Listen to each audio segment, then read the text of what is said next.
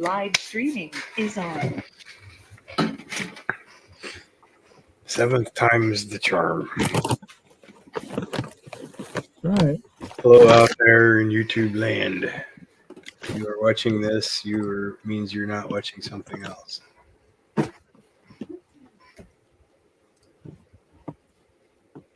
going to make a post with YouTube. Bear with us while we have technological difficulties. I'm going to post the stream link in the group there so that those can watch it.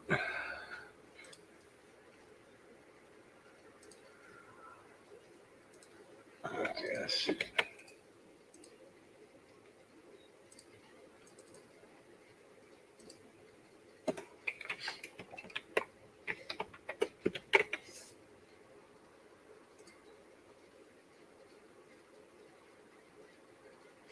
Of course, it's got my picture. All right, posted, and now underneath, give the Jitsi link out so that anybody who wants to join can join.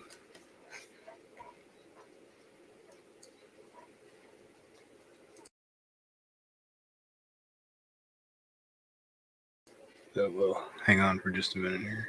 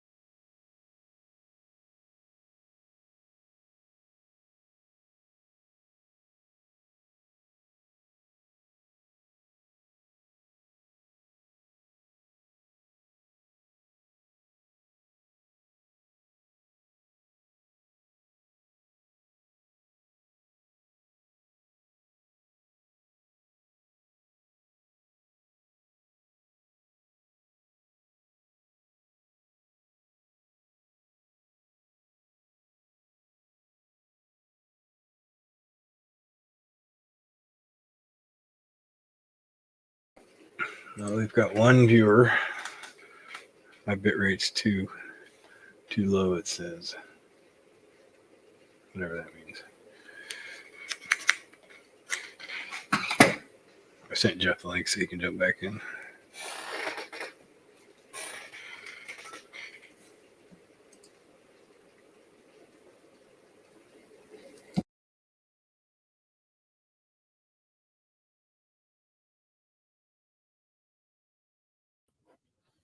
But yeah, they're usually yellow. The tantalum ones are. It could just be a different packaging. Shit.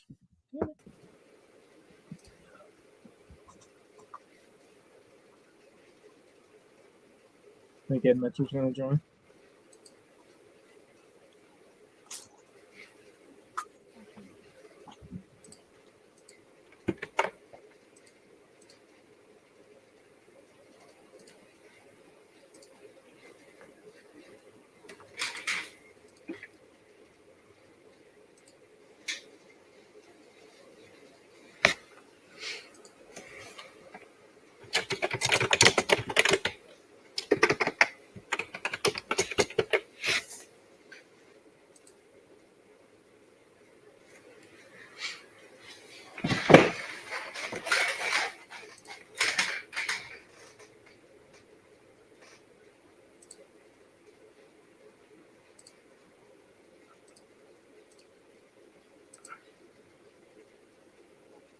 Come on.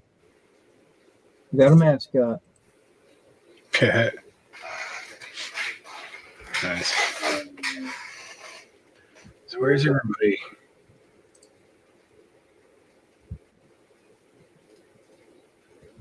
I don't know, man. They're scared. I've got no viewers. Yet. Well, Max is in the tub again. we should get him on here with the camera on. Yeah, there's your step charge. Woo! Ooh. Yep. Well, Ready in the bath time. I'm going to share my screen to get some content while we're waiting. Okay. Careful with your turn.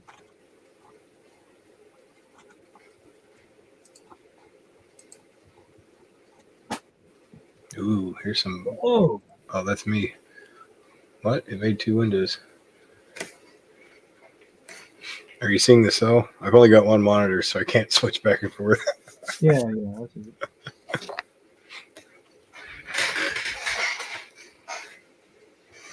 But we'll take a look. Let's see. We got 2 viewers, 1 viewer. I prepared a presentation for this evening, a short one at that, but a significant one.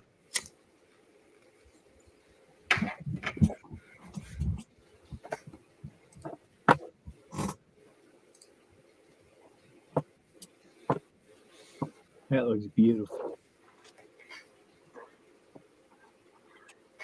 Let's turn it on. So ironically, the H bridge is performing half of the H bridge, whatever you'd call that, is performing well for a circuit driver. I did find out that my choice for base resistors was 50%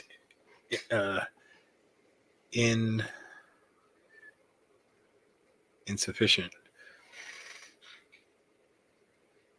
Tried to calculate total 6 milliamps to both tips, and I ended up with a 500 roughly ohm 510 ohm resistor. However, now that it's switched out now to actual 1Ks, it performs a lot better. I can get a lot more headroom, and the base current's much lower, and the tip does not go into meltdown quite so easily.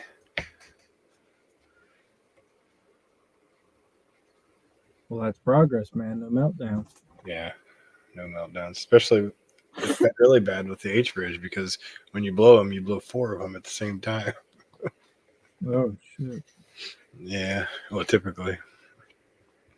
But I feel like I got a pretty good handle on it now.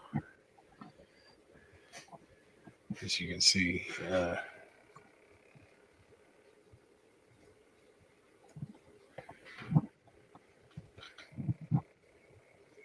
Are you still using? Oh, what? Are you still using your 300 turn chokes with that? Yes. As a matter of fact, I am. I was curious. Let's check in. No, none. We got a like. How do we get a like with no viewers? Probably Max. No new members. It was Max. Checking on the cell. So you saw what was shown there. I was running about 1 watt right now. Just with that charge there. And you can see the gate's pretty far out, or at least 30 milliseconds out. 1.3 watts, 24 volt, 50 milliamp.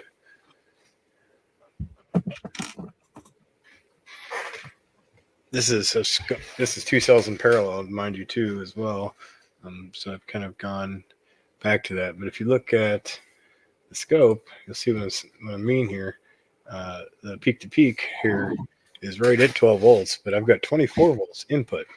And the reason for that is the loading and dampening that's occurring, from what must be improper tuning.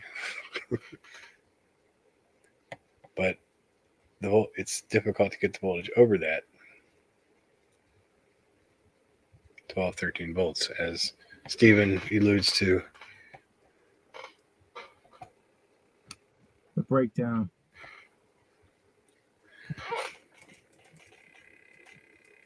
See, now I'm going way up to 40 volts, and it's still struggling to push 13, 14 volts. So you could tell that it's definitely leaking. Definitely leaking electrons at this point. using current. We're still only at 2 watts. Obviously that can go up as I pull the gate in. We'll go up to like 150 milliamp. It'd look like that. 13 volts. We're about 7 watts right now. 40 volt, 173 milliamp. And pretty good production for 7 watts.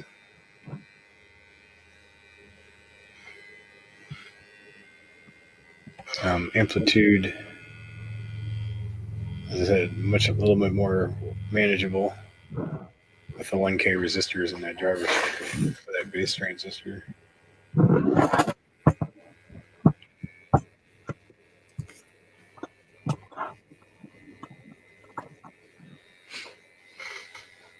So let's do something. Let's have some fun while we're waiting. We still got nobody yet.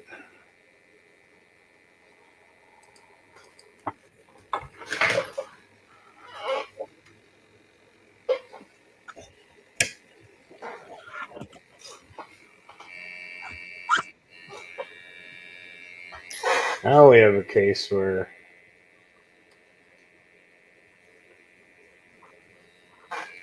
we have almost 100% cancellation going on. No bubbles are made during this time. There's some residual probably still from before, because we were just pushing a lot of current through it. But as you'll see, it tapers off, and practically no bubbles are made whatsoever because of that. However, note the PPK threshold, we were above 24 volts. If we go with the general rule of no more than 12 or 11 to 13 per cell, we were at the point of breakdown where AC, in fact, would make bubbles. But in the case of only one channel, there's the opposite channel.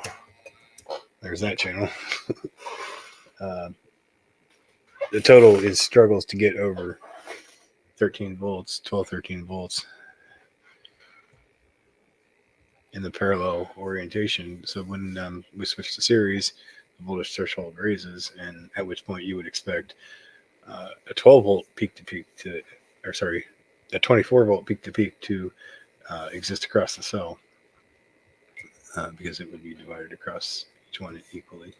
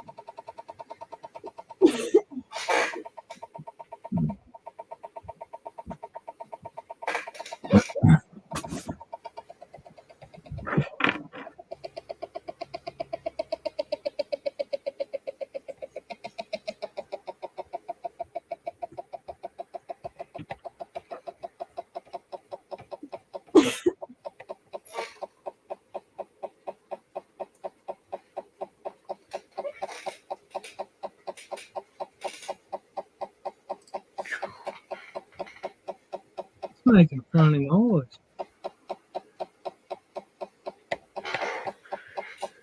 That sounds like one of my chickens in distress. Is it? When they get to, Do your chickens have a double frequency problem? they do. When they get to pitching a fit at one another, it sounds like that.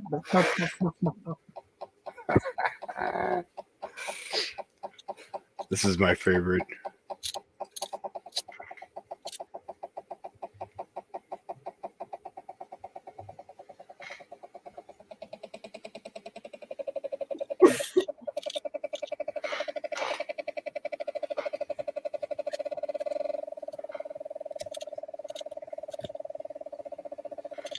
Oh, I gotta turn that off.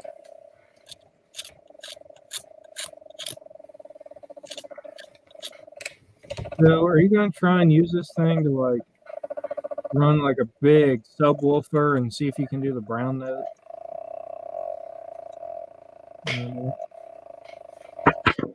See if I. Sorry, I couldn't hear you. See if I can get a what?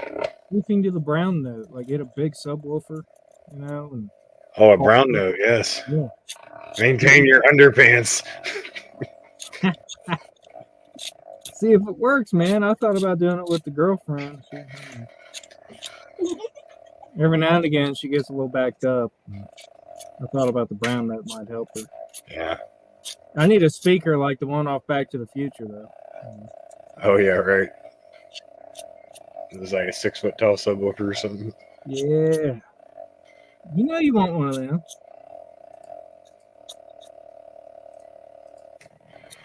You playing gigs this weekend? Yeah, big party at the campground. Fireworks and Cool. You outdoors. guys switch up the songs, or you just got like your normal, I guess, playlist or whatever?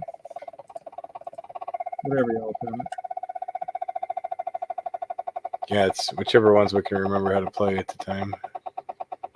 But yeah, we usually have a list.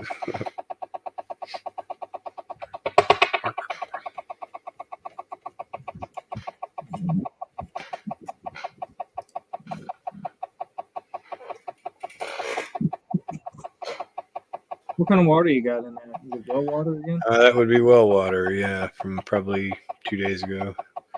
There's a redness building up around the bottom. It's the Stan Meyer rust. I don't know if you could make it out. See if I Yeah, a can little bit. the camera down. What do you really think that is? I mean, we've heard like it comes from the water and all this shit. Well, the brown stuff we heard comes from. Well, Steven says it comes from the tubes. Yeah. Okay. There's the brown stuff that's the stainless steel undergoes passivation, right? Or it has this quality of it that allows it to self heal as it becomes burred or scraped or abrased, and the surface layer iron that's exposed when it gets cut or something, that iron has to rust away, and then you're left with a more protected, stronger surface. So it seems to be like a purification initially of new tubes during the conditioning process. You know, if you're seeing it for a long time, I would suspect that you've not conditioned it enough, because mine don't produce that much of that brown crap anymore at all. You know, even fresh well water doesn't really do that.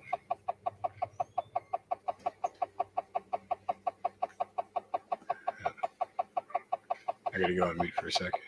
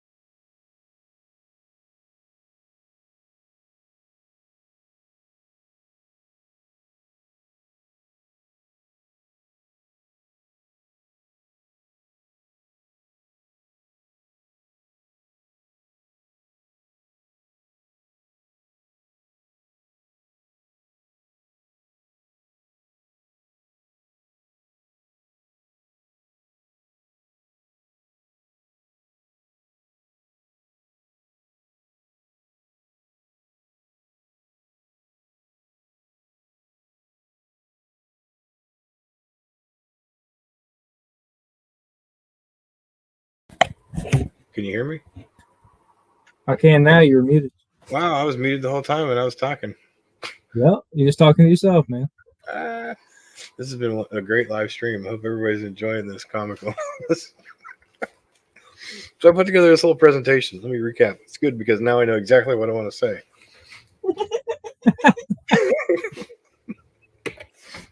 So, what do we know about the water molecule? The water molecule has Stan discovered that the molecule has the ability to take on electrical charges when exposed to an external electrical field or magnetic field, perhaps. And this was something that Stan says that Faraday didn't, know at the time when he discovered electrolysis. He didn't quite look at the actual polarization that was occurring. And the thing is, these molecules exist in a random order in the natural solution, right? Any type of natural water in its ambient state, the molecules are pointed all different directions, right? Some are pointed up and down. Some of them are stuck together in things we call hydrogen bonds that cluster multiple molecules together. Sometimes even improper pairs, uneven pairs that are allowed to exist stably just because of the hydrogen bond, which is a much looser bond than the bond we are interested in. Anyway, polarization is the structured alignment of the majority of the molecules in the solution, right? So what do we know about magnets, Ethan? I was asking you on when I was on mute.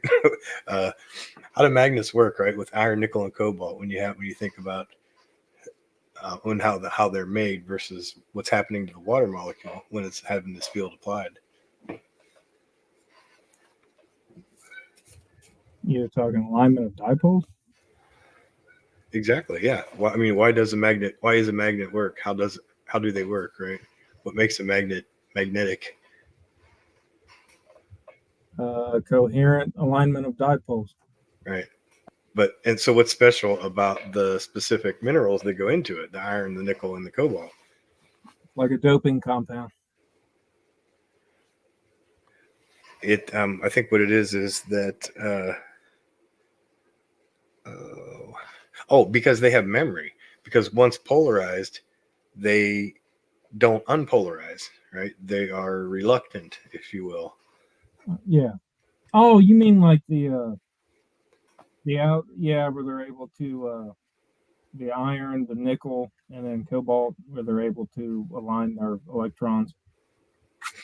Right. When all of the molecules, if you will, in there are all pointing the same direction, they're all polarized. So that Right. magnet became polarized. That's why it's north and south, right? So the same thing is happening to the water molecule in that sense. And the more of those molecules that turn around and are able to orient in the same direction, the higher the polarization state is. Pulse voltage amplitude incrementally increases the polarized state. Each pulse provides an additional amount of amplitude. Incidentally or naturally, the charge in the cell will rise because of some amount of that energy was able to be accumulated and not lost. As the voltage across the plates increases, the strength and power, the force of voltage on polarization increases. Therefore, polarization itself can increase, and the charge registered across the cell also increases. As the molecule charge increases, molecular elongation starts to occur, as Stan shows in other diagrams. With each pulse, the molecule is stretched further and further. The covalent bond between the two, their shared electron, that bond is weakened more and more to the point where it can be easily broken. After sufficient amplitude, dielectric breakdown occurs across the water. Dielectric breakdown is detrimental to polarization because when that happens, current begins to flow, and current and voltage are inversely proportional theoretically. So voltage is always going to be loaded down and polarization along with it.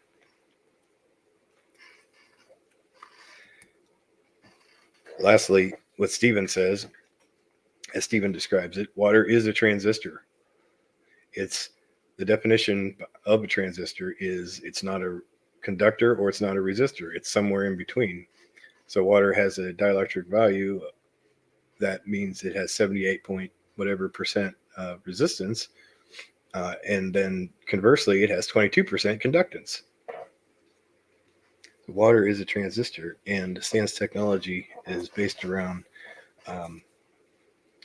influencing that transistor to do what transistors do: switch and provide an emitter of electrons, perhaps.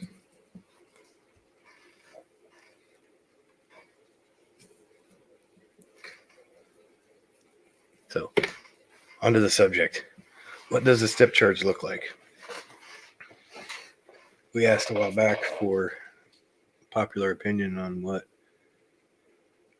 what the ideal Stan Meyer wave should look like. What truly represents polarization occurring and perhaps reverting, recombining.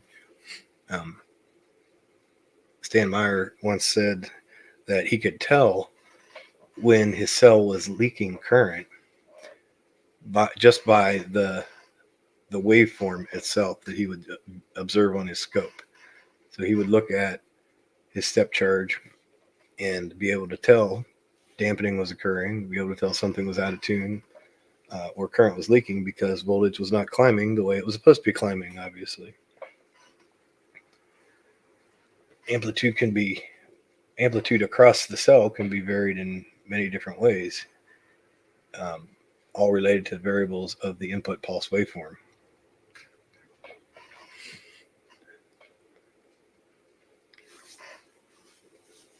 But what is the true definition of a step charge? Each additional pulse has a cumulative bias increase beyond the previous pulse. So the V min, or negative reference, is always increasing each successive pulse.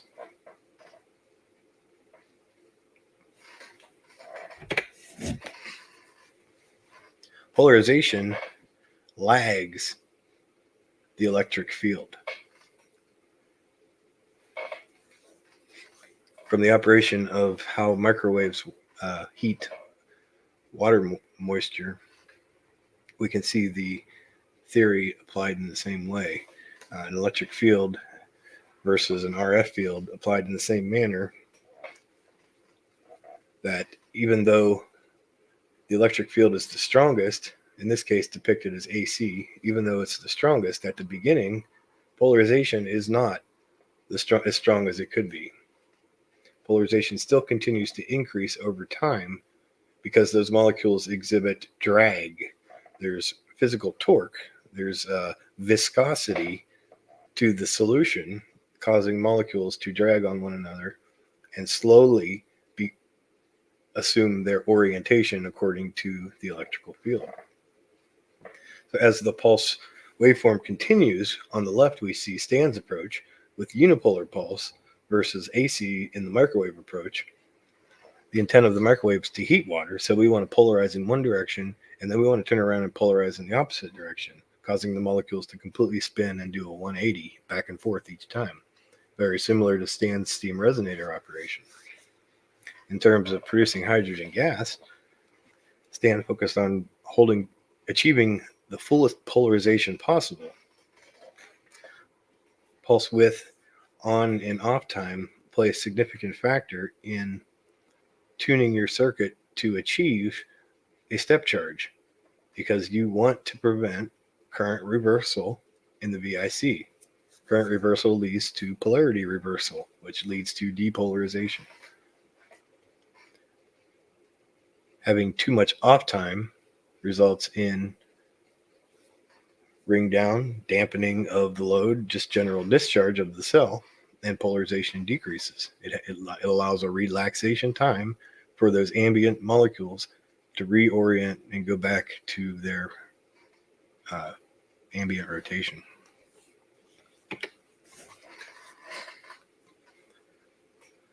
Polarization versus spacing is a very effective way of looking at how a step charge is formed. So we can see as long as current is moving forward as each pulse rises, charge in the cell increases. But as soon as the off time occurs, charge in the cell can be given the opportunity to decrease. So we look at times like T1 and T2 to refer to the on time and the off time.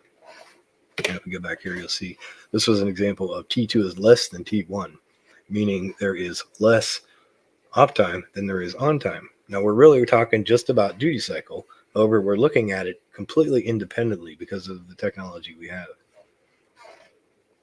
In a duty cycle model, this is very difficult to tune around. However, you would approximately think this is 60% or 75% duty cycle by the looks of it, we can assume. In the case here, T2 equals 2.1, 50% duty cycle. We have a given slope, but then comparing T2 less than T1, the slope increases. And we can show you that here on the scope in a minute here. Another example where T2 is equal to T1, this is what you would consider 50% duty cycle. We can assume in general that polarization occurs along a slope, however, not as sharp as possible, with the ability to control off time independently while maintaining on time, which is necessary for your current requirements of your core.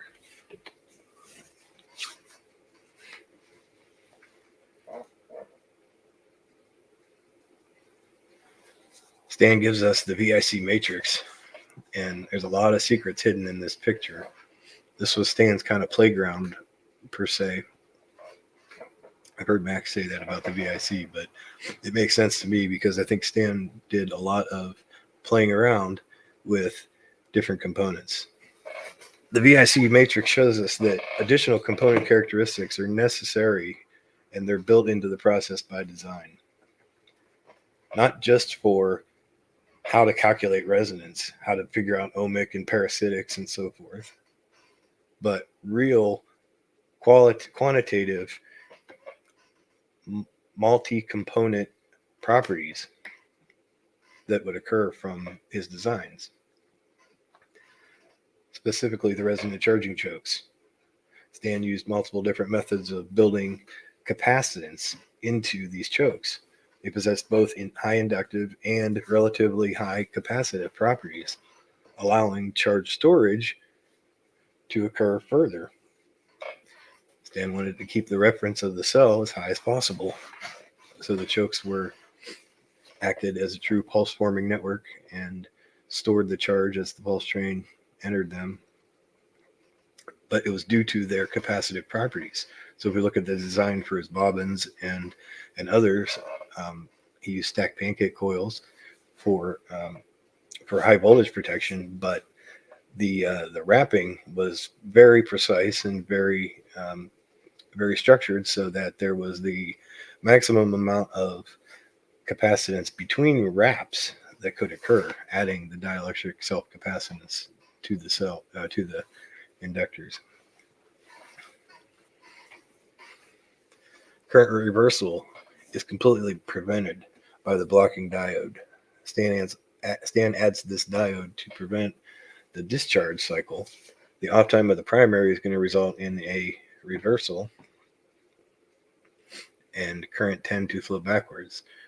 As voltage builds up and up, the blocking diode's peak inverse voltage protection threshold applies and prevents that current from reverse biasing it and going backwards. Many different ways this circuit can behave in many different ways, and it's important to understand the tuning very, very precisely, because you will have conditions where the diode becomes reverse biased very easily. If you don't use a properly sized diode, it will blow out, or it will not function correctly.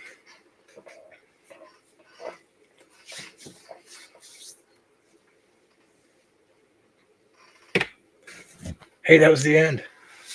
Thank you. This has been a presentation of StansLegacy.com.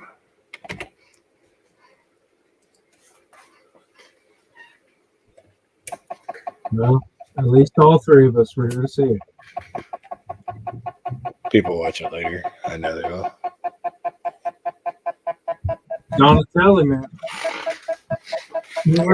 Here's some footage for him. Oh, that's the wrong one. Flip it up. Want that one? Do you want that one? Oh, that one.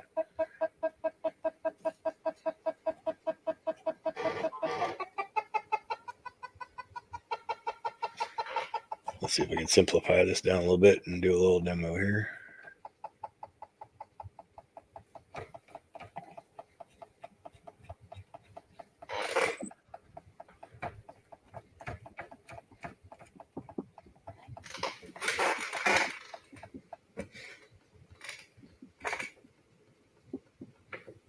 Chill out, scope.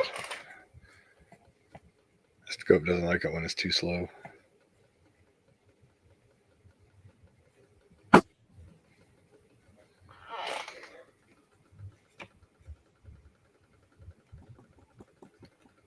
Yeah, excellent. Good job. There we go. We don't need that one. So as we see, 2 pulses, roughly 50% duty cycle. We're running 1869 on, 17 off, roughly. We have no step charge. Why not? It's 50% duty cycle. Stan said that was one of the reasons for the step charge.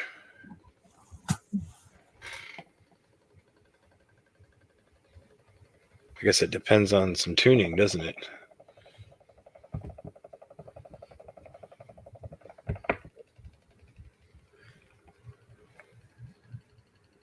We reduce the on time. Not that much. You can see this principle in effect now. Here we have T1 less than T2, right? Now we're increasing T2. Sorry, I said that backwards. T2 was less than T1. The off time was shorter than the on time, resulting in less time for the cell to discharge. As we increase T2, the cell has more time to discharge completely before the next pulse even starts.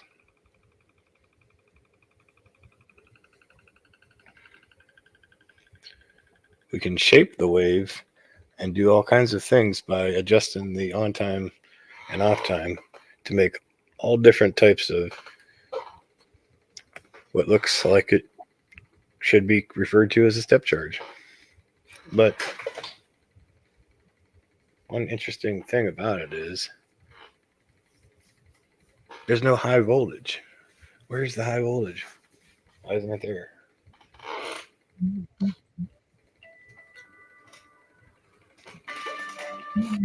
I pulled the fire alarm.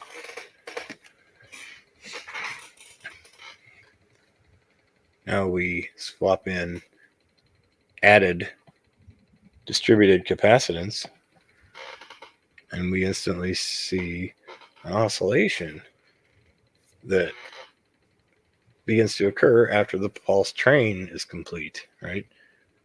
It would be there after a single pulse. We can adjust on time and tune right into that. Alignment. movements off there. Tune right into that and kind of like almost make it line up. We had a second pulse. We can see, oh, well, there's hardly any off time there, but we took the scale down a little here. You can see how we can shape how the step charge behaves by tuning the off time. And notice there's a slight change to the oscillation, the off time oscillation as well, based on certain widths and spaces.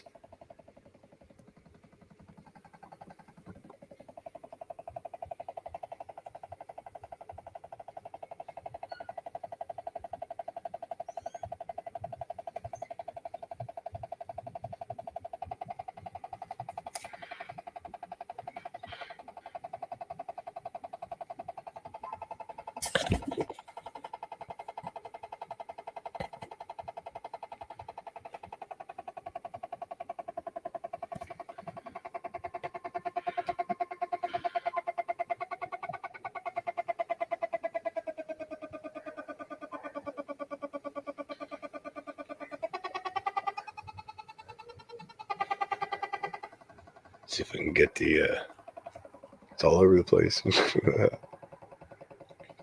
Given enough on time, a circuit able to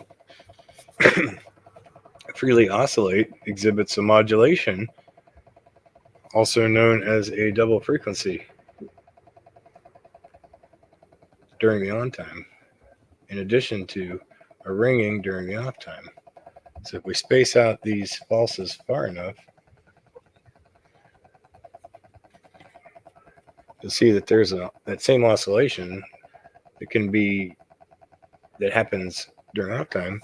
We can use it to be destructive and cause our second pulse to line right up with the first quarter wave peak of that ring down and receive a boost from that on the next pulse. So we take it with that even more. My current kicked in. Yeah, we're pushing some amps now. No, looks like about 7 watts. 7 watts. That's all it's doing.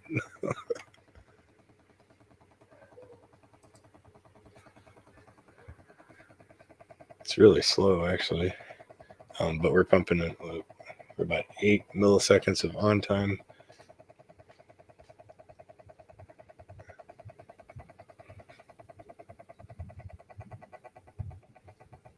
That dampening there is my constant current mode in the power supply kicking in. But what's interesting is you'll see if I shift the gate out even further, pushing the next pulse train further out, then there's no problem.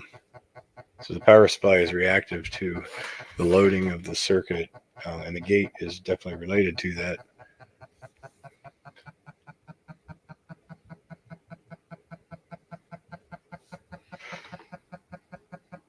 I wish my scope knew how to trigger.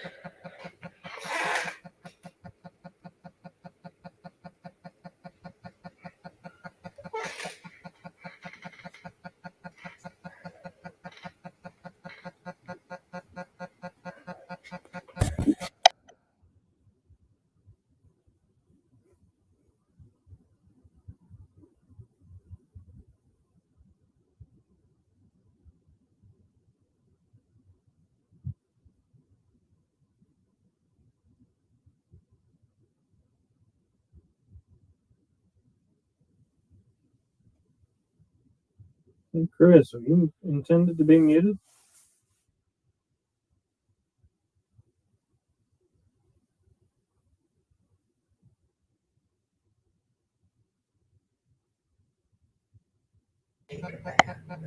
Yeah, sorry, I had to mute for a minute. No, you're good. I just want to make sure you weren't talking to yourself. Yeah, I know. I didn't want to get that on.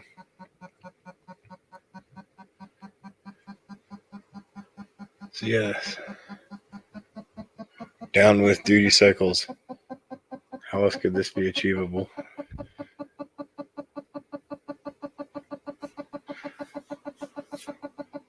There's an inherent problem with signal generators.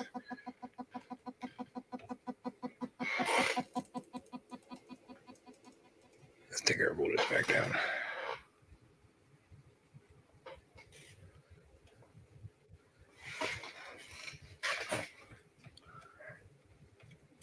Don't forget to plug where they can find this wonderful generator. Yeah, so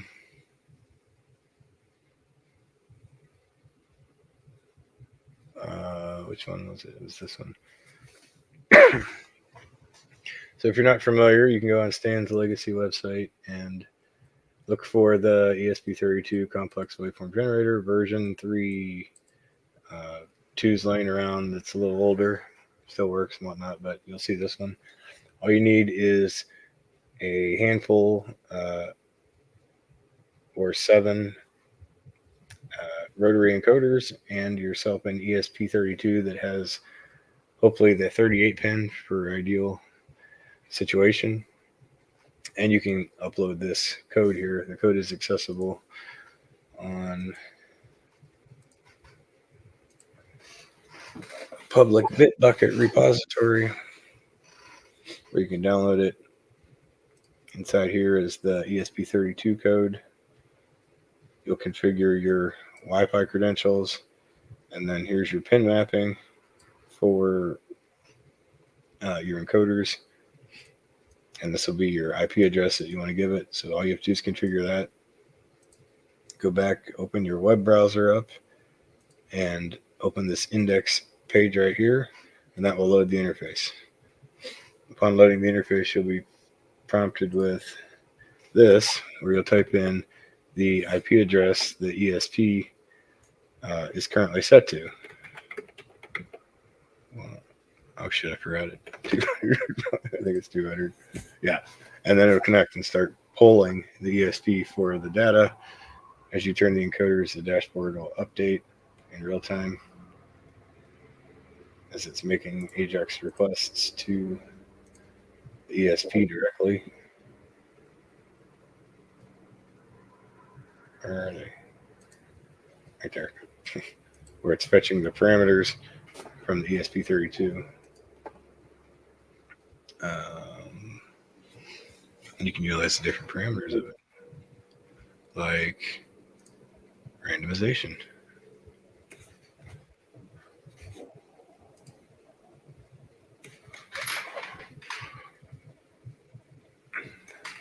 The cell really loves this one.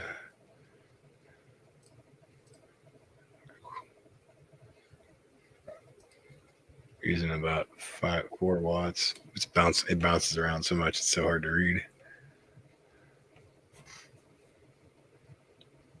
What waveform's that? Well, let's see. Where'd you get that one?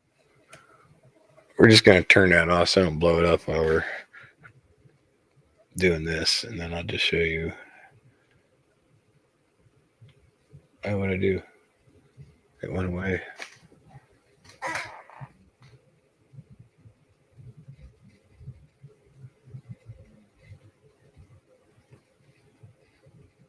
Wow. I don't know. I just freaked it out, so I better reset it.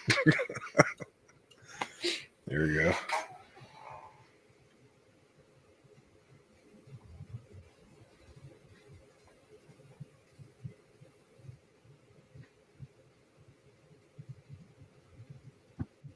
So that there is the waveform that Stan came up with for affecting the water molecule to release a whole bunch of steam, a whole bunch of heat via a electrostatic / kinetic oscillator. Stan knew the water molecule could be flexed, as polarization did, to disassociate it, but he also knew that he could flex it just enough and then turn around and flex it in the opposite direction in a bipolar manner, and this allowed the molecule to be stretched in the opposite direction. That transition created heat back and forth. principle of Stan's steam resonator. For this randomization of during the gate off time, we have a randomized reference flip. Two channels are always opposite of each other unless otherwise controlled. They'll always be opposite. So this is ideal for driving the H-bridge setup that we see that I have running right here now that you're looking at. When you saw the bipolar signal, that was the product of the H-bridge firing both channels. The same thing can happen with this, and that's what you saw a moment ago.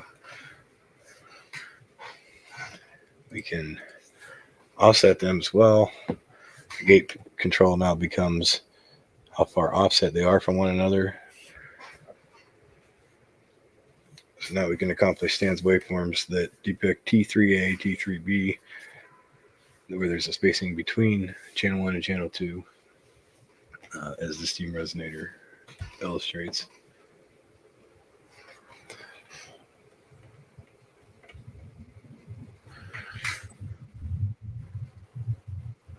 Stan's wave also incorporated an elongation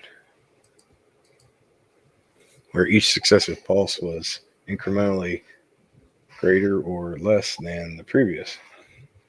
Let me pause that for a moment and you'll see if you compare the on time of the pulse, each successive pulse is now increased times 1.1.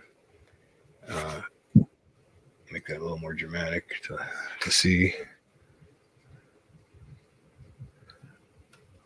Of course not.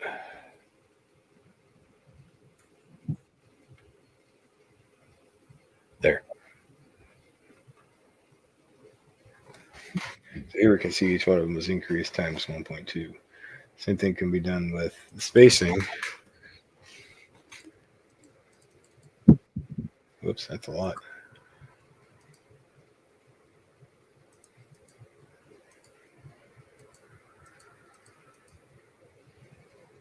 And now the off time between each pulse can be slowly increased. And this really benefits tuning the step charts wave because there is evidence of that third or fourth pulse or fifth pulse being an aperiodic incidence. Stan shows in gas generator voltage control patent his aperiodic waveform, which was exactly that. This spacing elongation. Let me go back and make this clearer. I'll just look at it right here. Turn down a couple pulses. So we've got 1.35 spacing elongation applied. Now as I increase spacing, oops, that's way too much. There we go. As I increase the spacing, we can see that's applied throughout the modification, throughout the elongation as well. This is a waveform. Let's see if we can find that waveform. Is it aperiodic? Yeah, this is my favorite patent in the whole world.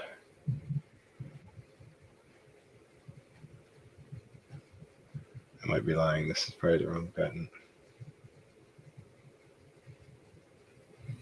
Yeah, it wasn't.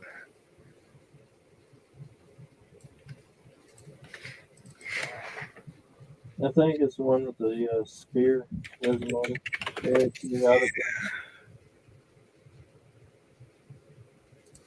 I thought it was. That's what I just looked at, right? Maybe it's this one. Yeah, that one there. You mean right? A hydrogen furnace. Not that one. There it is. There it is. Look at that. There it is. And there it is. E1, 2, 3, 4, and 5. Again, the pulse direct current may be periodically interrupted. That is, the interruption between the pulses is for different time periods. Stan realized that, the advantage of this pulsed electrolysis over pulsed waveform, over DC, over straight DC, is that it's higher, it's more efficient because there's that off time factored in there. You're not using all the energy that you would normally, and you're still able to accomplish the same amount of work. So Stan went to town trying to figure out all the different ways that he could throttle the current by changing the waveform, applying the pulse in the first place, and then gating the pulse, and then attenuating the amplitude of the pulse from low amplitude to high amplitude, like we saw in the first one. Yeah, this one here, I think it was. Yeah. So here's an example of Stan attenuating the amplitude, and then the net average. He specifically says that in this case, here's a amplitude that is the second amplitude here, the lower one, is below the breakdown voltage, the breakdown threshold of the cell. However, it is just enough amplitude to sustain resonance. The tall amplitude, the higher one, he says, is above the current leakage threshold. And current leakage is net prevented because of the average of the two. So instead of having it on full blast all the time, every one of these pulses is an attempt to fraction off exactly how much current is going. So it's literally, PWM kind of power delivery that is being applied. But we can get the voltage because of it, and the voltage can do the work. Voltage can do the work. What do you think about that? Was Stan full of shit?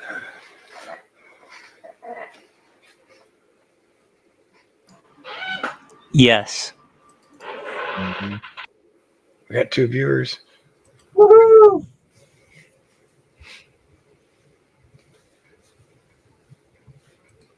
Stan.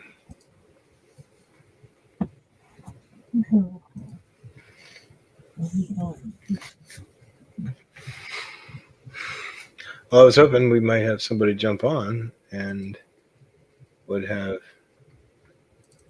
Oh, we had somebody here laughing. I don't know what he's laughing at.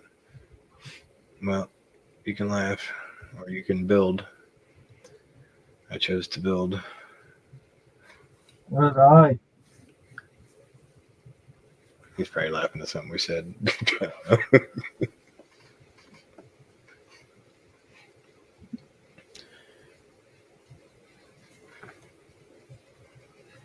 All right, I think I'm going to kill my screen share. You guys talk for a bit. I'm parched. I've had it, Jeff.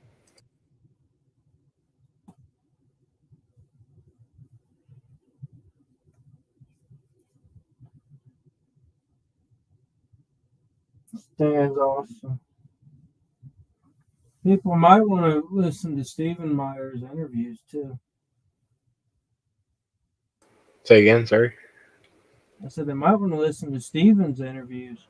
I'd highly recommend listening to Stephen's interviews. In fact, you can find them on the site. On the front page where it links to Stan's publications and whatnot. There's a whole section on Stephen's 6 radio show articles with, the Lock Talk Radio with James Roby. Most of it's nonsense because Roby, I think, he'll probably hear this one day, but he's kind of dumb. That's okay. His heart's in the right place. But Stephen reveals a lot of tidbits that are very consequential. There's a lot of secrets that are hidden. He comes out with. Just wish he would have done more or been able to talk more. I guess we're gonna have to write him a letter or something. Yeah, I might need to at this point. He's probably one of them guys that likes to write letters.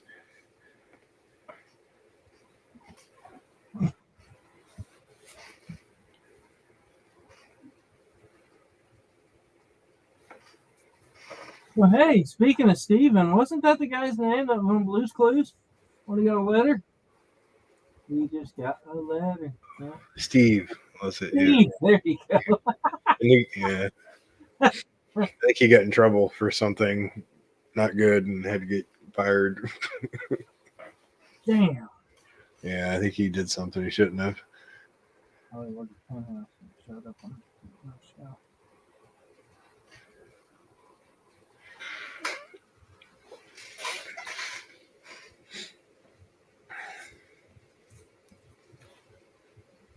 What else do you think about staying there?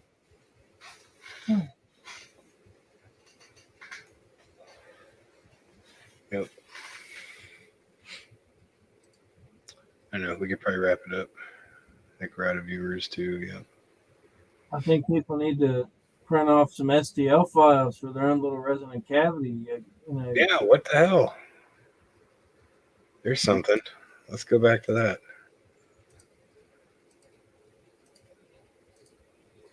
they can start making bubbles too. I'm gonna do the screen.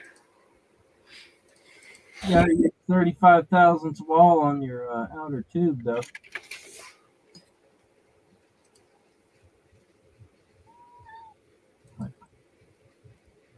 Ethan, Yo. not you. I mean, Oh. Ethan in the third person. Oh, yeah. Ethan put all these STLs together for us. So seriously, the resin cavity here. This is a pretty cool design. Print many. Just don't use PLA. Yeah, try to find something else other than PLA to use. PETG worked out pretty good so far. Did it? Yeah. Oh, that's cool. Yeah, and I think he links you to he tells you the studs that you need. There's some bolts that. Well, this is the one that you've seen here. I get an ad on my own videos. Isn't that terrible? Are you getting paid?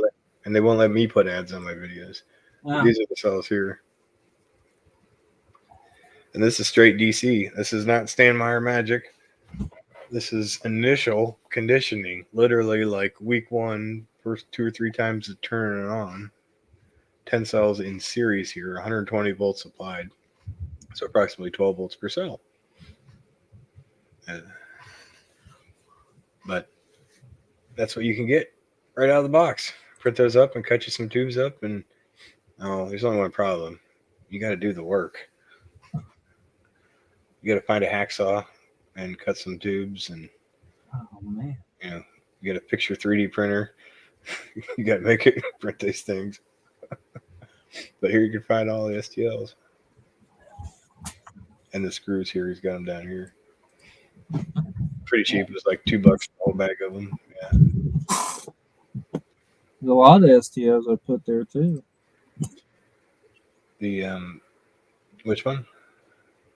Oh, just I haven't moved over the recent ones yet in that list. Oh, I see. Oil liner. I don't think I've seen that one yet. That's a work in progress. Yeah, I see. Yep. Sorry, I put you on the spot. Ethan's done an amazing analysis of Stan's original circuitry too. So if you're interested in that, all of his cards are here. Ethan really went to town and dug into how they all operate and traced every one of them out. Like unbelievable amount of work. So please check it out. This is the stuff that Stan had to work with, in 1960s technology, built in the 70s from Radio Shack. Luckily, we have modern day technology that really gives us a huge advantage over this. A lot of people get stuck just trying to replicate these basic signal generators when it's really unnecessary.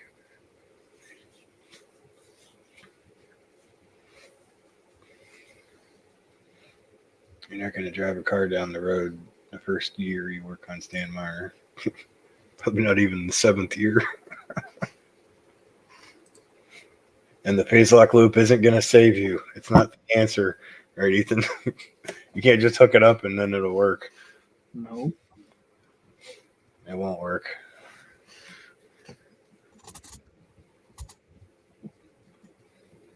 as Steven says, the whole thing is significant. Like all the pieces have to be in play. The pieces of the VIC at least have to be in play before it will work. Yeah.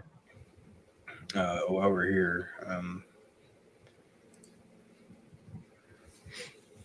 there's a lot of EPG info in here. Did you also notice that we've transcribed? Hopefully, you know that we've transcribed all the patents within reason. There's a handful that we still have to do in US or something, but they're all here and they're all searchable, and you can all go through them all as you saw. But in addition to those, we have, I think I added it, Stan's newsletters, dealership manuals, all done here. Here's the links to Steven's radio interviews. You can download these and listen to each one of them. I specifically recommend number 4, which episode 4, which talks about Steven's view, talks about his views on how the water is a transistor and acts like such. Recently, we've been able to acquire both U.S. and German editions of a news periodical that published a lot of work that Stan did back then. One of them was from Germany, called Raum und Zeit, or Time and Space in American. Excuse me, in English. In American. But you can check these out. We've started transcribing them, but the original PDFs are here. You can pull those open. If anybody speaks German, have at it. We've done painstaking work to use OCR recognition and some other technology tools to kind of try and translate it. Especially Stan's Japanese patents. Those ones are still a mystery.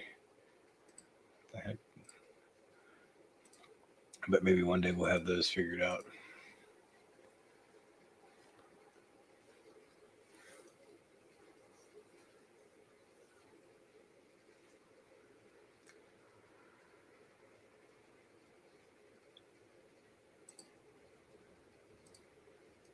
Okay.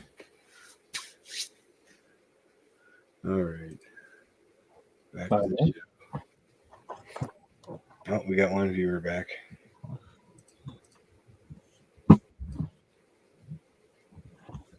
Probably Max. Who's out there? Say hello. Anybody? I think there's like a few minute lag between us talking, and that was YouTube's big problem. There's several minutes probably before they actually hear something. Very well be. Yeah. We're getting thumbs up on stuff. Jeff just said hi. How long ago did you do that? It doesn't work that way. You have to.